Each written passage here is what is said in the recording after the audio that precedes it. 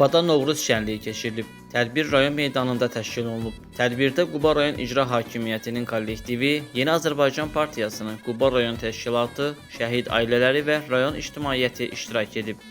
Bugün Quba rayonunda keçirilən bu tədbir üçün bizim rayon İcra Hakimiyyətinin başçısı İlqar müəllim Mahmudova təşəkkür edirik. Tədbir Bahar qızının və Dədə Qorqudun çıxışı ilə başlayıb. Daha sonra İcra Hakimiyyəti İlqar Mahmudov bayram tonqalını alovlandırıb. Mədəniyyət Parkında Novruz bayramı adət-ənənələri və rayon idarə müəssisələrinin hazırladığı bayram göyşələri nümayiş etdirilib.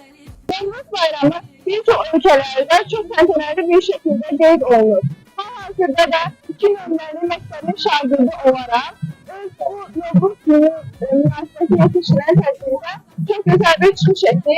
Düşünürəm ki, bayramımızın adət-ənənələrini nəsildən-nəsil ötürüb insanlara yaymalı və töhfələrimizi verməliyik. Sonra incəsənət nümayəndələrinin təqdimatında musiqi nömrələri nümayiş olunub.